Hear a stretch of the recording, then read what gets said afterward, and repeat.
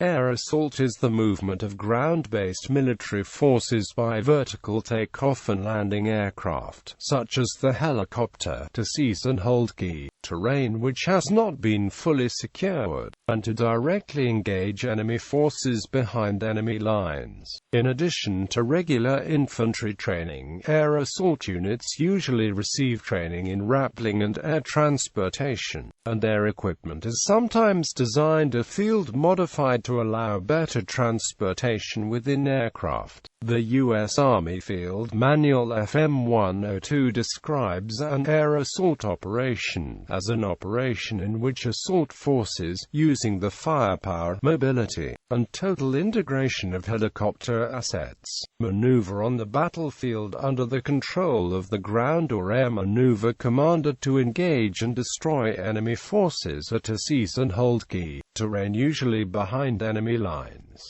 Due to the transport load restrictions of helicopters, air assault forces are usually light infantry, though some armored fighting vehicles, like the Russian -1 Bermudian dollars, are designed to fit most heavy-lift helicopters, which enable assaulting forces to combine air mobility with a certain degree of ground mechanization. Invariably, the assaulting troops are highly dependent on aerial fire support provided by the armed helicopters or fixed-wing aircraft escorting the VTOL. Air assault should not be confused with air attack, air strike, or air raid, which all refer to attack using solely aircraft. Moreover, air assault should not be confused with an airborne assault, which occurs when paratroopers, and the weapons and supplies, are dropped by parachute from transport aircraft, often as part of a strategic offensive operation.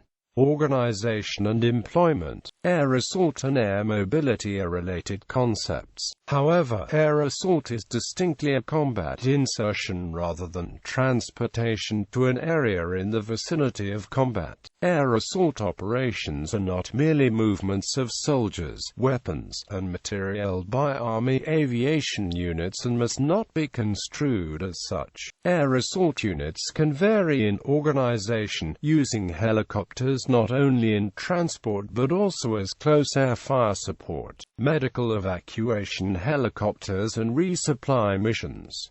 Airmobile artillery is often assigned to air assault deployments. Units vary in size but are typically company or brigade-sized units. Airmobile units are designed and trained for air insertion and vertical envelopment, air resupply, and if necessary air extraction. One specific type of air assault unit is the U.S. Army Air Cavalry. It differs from regular air assault units only in fulfilling a traditional cavalry reconnaissance and short raids role. Britain's 16 Air Assault Brigade was formed in 1999 following an amalgamation of elements of 5th Infantry Brigade and 24 Airmobile Brigade, bringing together the agility and reach of airborne forces with the potency of the attack helicopter. Similarly, the U.S. 101st Airborne Division was originally classed as airborne, then airmobile and now air assault.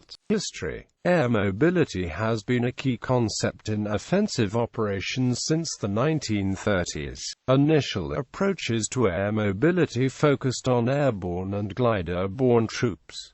During World War II, many assaults were done by military gliders. Following the war, faster aircraft led to the abandonment of the flimsy wooden gliders, with the then new helicopters taking the place. 4YR-4B helicopters saw limited service in the China-Burma-India theater with the 1st Air Commando Group. In 1943, the Germans conducted the Grand Sasso raid, which implemented many aspects of the air assault concept. In 1946, U.S. Marine General Roy S.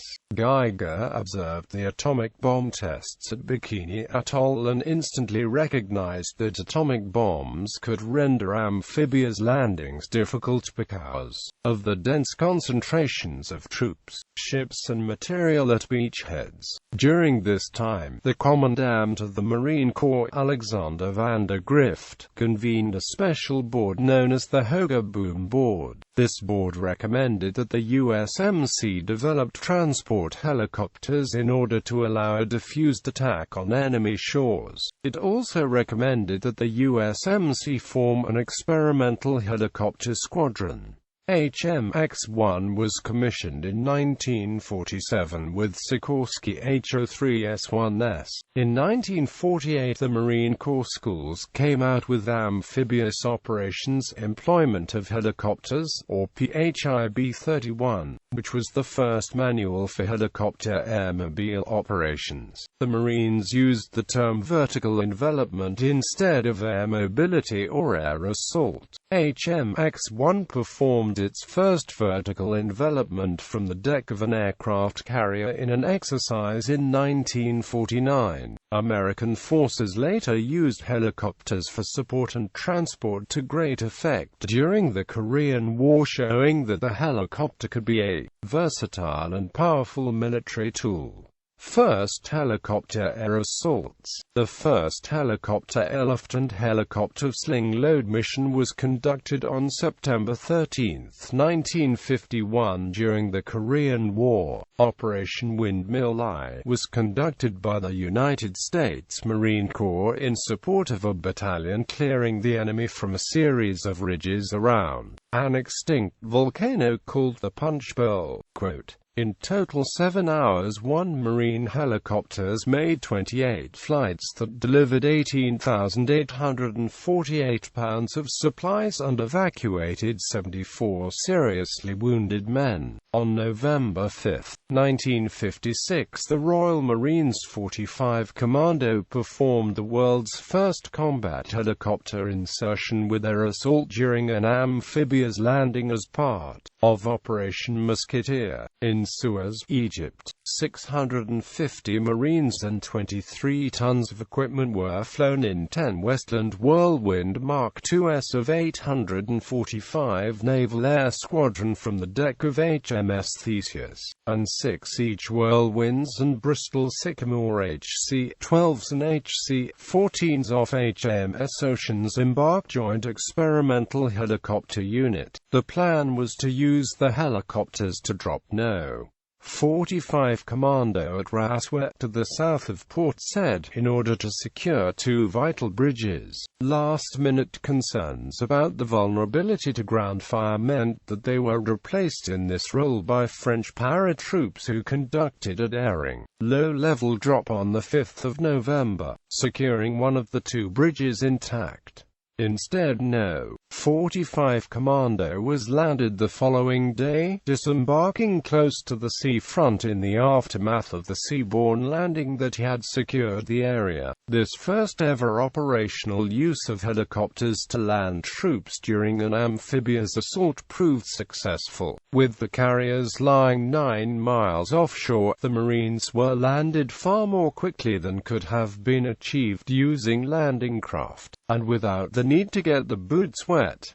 However, they landed the Marines in much the same place that old-style landing craft would have put them. Quote, "In 1956, the United States Marine Corps executed the first division strength exercise of vertical envelopment when the 1st Marine Division was helicopter-lifted from converted World War II Jeep carriers to landing sites at Camp Pendleton, CA, U.S. Marine Corps Base.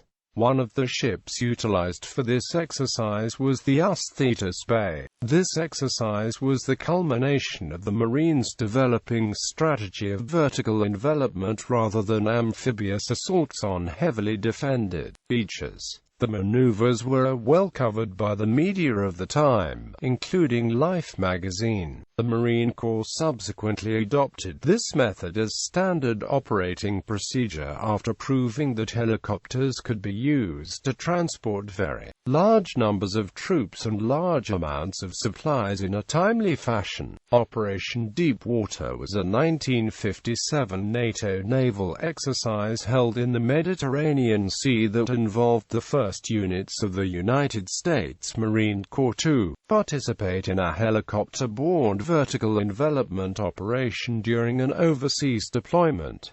Algerian War. The use of armed helicopters coupled with helicopter transport during the Algerian War for the French army to drop troops into enemy territory gave birth to the tactics of airmobile warfare that continues today. The machines of the French Army Light Aviation carried out a considerable number of missions against Algerian insurgents between 1955, when the grouped helicopter is No.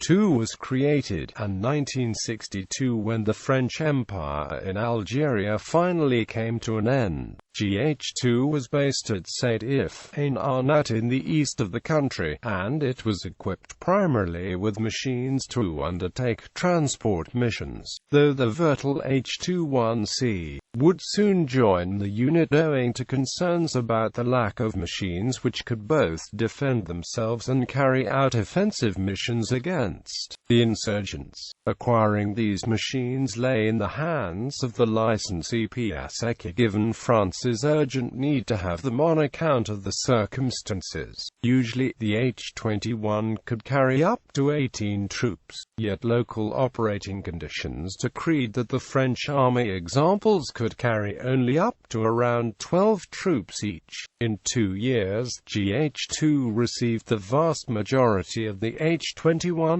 acquired by LAT, which consisted of 5 squadrons by the end of 1958. A 6th squadron from the French naval air arm, the Aéronautique Navale, had operated with GH2 for little more than a year. From 1955 to 1962, GH2 took part in the major battles which occurred near the frontier between Algeria and Tunisia, including the Battle of Soukharas in April 1958.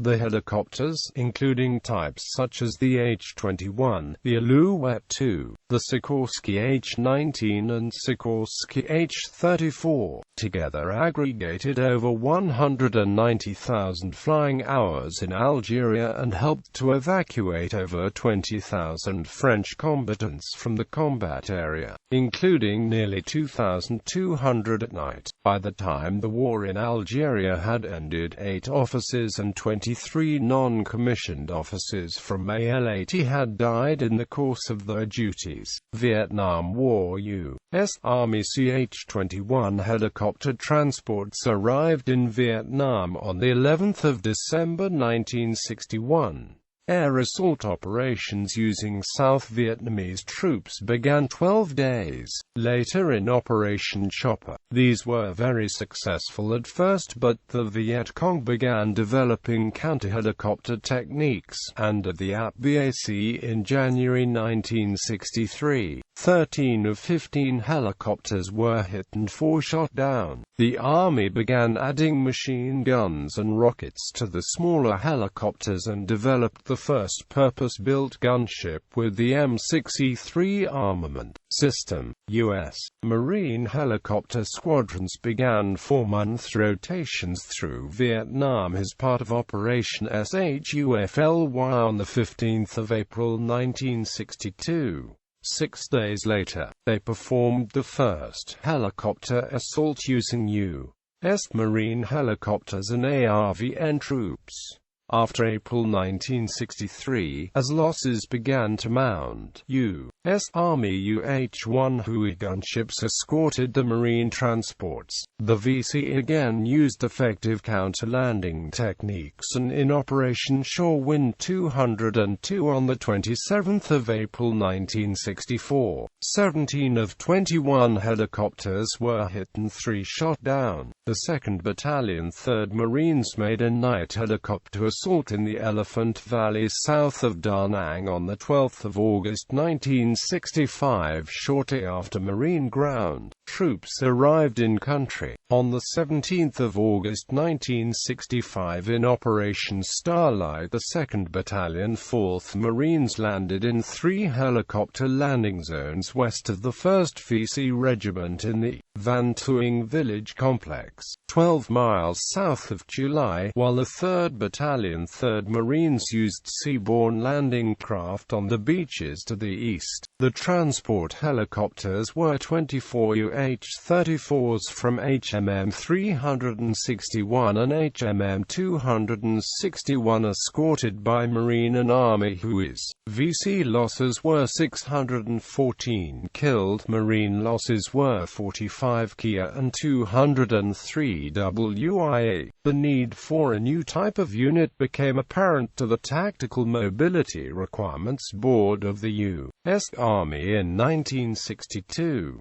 The board met at a difficult time. The bulk of the military hierarchy were focused primarily on the Soviet threat to Western Europe, primarily perceived as requiring heavy, conventional units. The creation of new, light airmobile units could only occur at the expense of heavier units. At the same time, the incoming Kennedy administration was placing a much greater emphasis on the need to fight small wars, or counterinsurgencies, and was strongly supportive of officers such as General House who were embracing new technologies. The board concluded that a new form of unit would be required, and commissioned tests, but justified these at the time on the need to fight conventional war in Europe. Initially, a new experimental unit was formed at Fort Benning, Georgia, the 11th Air Assault Division on the 11th of February 1963, combining light infantry with integral helicopter transport and air support. Opinions vary as to the level of support for the concept within the Army. Some have argued that the initial tests against the context of conventional warfare did not prove promising, and, despite opposition from the Joint Chiefs of Staff, it was primarily the Secretary of Defense Robert McNamara who pushed through the changes in 1965, drawing on support from within the Pentagon, which had now begun to establish a counterinsurgency doctrine that would require just such a unit. Others have put more weight on the support of newly appointed senior Army commanders, including the new Chief of Staff General Wheeler, in driving through the changes.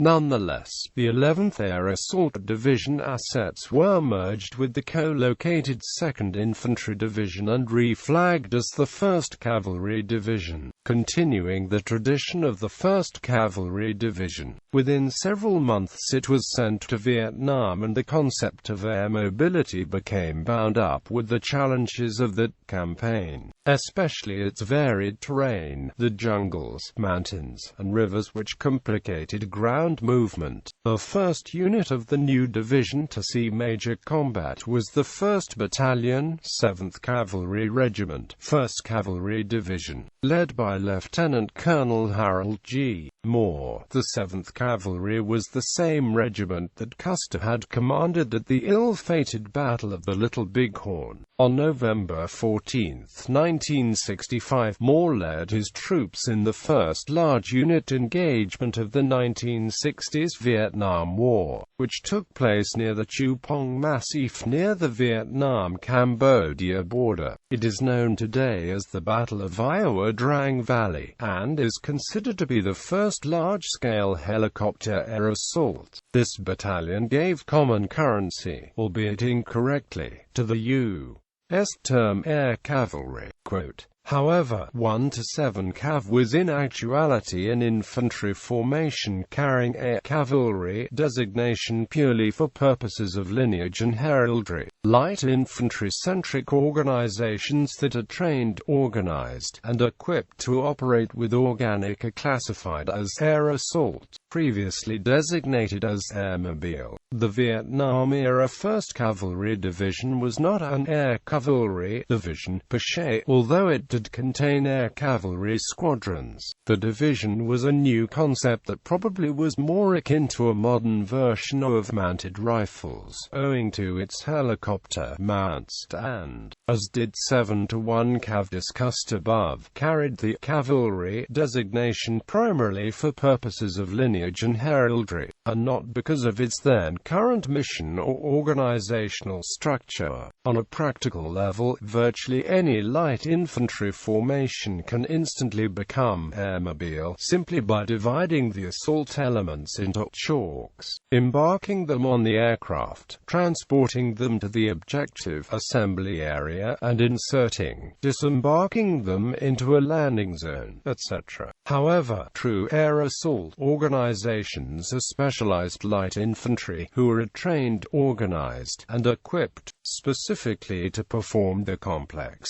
rapid, and dynamic tasks inherent in air assault vice simply being transported by aircraft. Perhaps a rough comparison can be made between motorized and mechanized infantry. Any light infantry unit can be transported by truck. However, mechanized infantry is specifically trained, organized, and equipped to conduct operations in close coordination with tanks. Southern African wars. The armed forces of Portugal, Rhodesia, and South Africa widely conducted airmobile warfare operations in southern Africa. During the Portuguese colonial war, the Rhodesian Bush War, and the South African Border War, the airmobile warfare was part of the counter-insurgency actions made by the forces of the three countries against guerrilla forces in Angola, Portuguese Guinea, Rhodesia, Mozambique, and Southwest Africa. The airmobile warfare tactics used by Portugal, Rhodesia, and South Africa had many similar characteristics. The air forces of the three countries also used the same types of helicopters, and there were military cooperation agreements and sharing of experience between the three powers, including the secret Alcora exercise. Portuguese, Rhodesian, and South African airmobile tactics often involved air assaults done by small units of special forces or light infantry, transported in 4 or 5 Alouette 3 helicopters. Assaults were often supported by an Alouette 3 armed with a side-mounted 20mm MG-151 autocannon. This helicopter was nicknamed Helicana by the Portuguese and K-Car by the Rhodesians. Variants of the air-mobile warfare tactics used in Africa included the Rhodesian Fire Force and the Portuguese heliborne horseborne forces. Cooperation. Post-Cold War. In the United States military, the air assault mission is the primary role of the 101st Airborne Division. This unit is the only division-sized helicopter-borne fighting force in the world. 101st Airborne Division soldiers attend the Sabilorski Air Assault School. The course is known as the toughest 12 days in the Army. Graduates are qualified to insert and extract using fast rope and rappel means from a hover in addition to the ordinary walk on and off from an air-landed helicopter. The 10th Mountain Division Light Infantry has a limited capability to perform air assault operations. On September 19, 1994, the 1st Brigade of the 10th Mountain Division conducted the Army's first air assault from an aircraft carrier, the Ostwart D. Eisenhower, as part of Operation Uphold Democracy. This force consisted of 54 helicopters and almost 2,000 soldiers. This was the Army's largest operation from an aircraft carrier since the Doolittle Raid of World War II. There are other major conventional units in the United States Army that have parachute capabilities: the separate 173rd Airborne Brigade Combat Team, based in Italy and Germany, and the Alaska-based 4th Brigade Combat Team, 25th Infantry Division, which has its division headquarters in Hawaii, and the 1st Battalion, 509th Infantry Regiment based in Fort Polk, Louisiana, supporting the Joint Readiness Training Center as the opposing force for training rotational units. The 173rd ABCT parachuted into northern Iraq during the invasion of Iraq in 2003. These units are considered regional quick reaction parachute forces for the Pacific and Atlantic regions.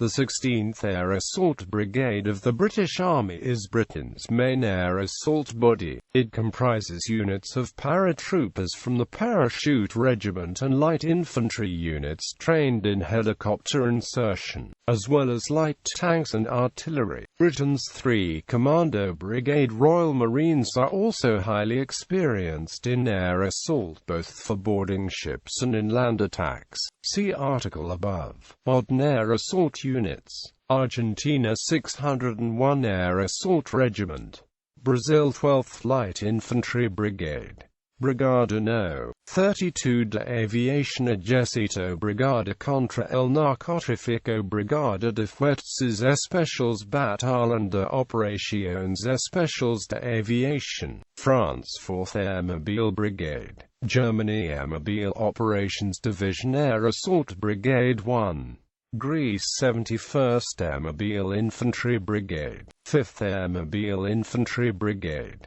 Italy Friuli Air Assault Brigade, Folgore Parachute Brigade, Japan 1st Airborne Brigade, Netherlands 11 Luchtmobile Brigade, Poland 25th Air Cavalry Brigade, Portugal Rapid Reaction Brigade, Russia 76th Guards Air Assault Division, South Africa 44 Parachute Regiment, 6th South African Infantry Battalion, Republic of China 601 Air Cavalry Brigade, 602 Air Cavalry Brigade, Spain 7th Light Infantry Brigade, Sri Lanka Air Mobile Brigade, Sweden Life Regiment Hussars Vadsbra Squadron, Turkey 61st Air Assault Brigade, Ukraine 95th Airmobile Brigade, 79th Airmobile Brigade, 80th Airmobile Regiment, 28th Training Battalion, United Kingdom 16 Air Assault Brigade, 3 Commando Brigade, United States 101st Airborne Division, 1st Brigade Combat Team, 2nd Brigade Combat Team, 3rd Brigade Combat Team, Republic of Korea 7th Corps, Vanguard of Northern Advance, 7th Assault Battalion.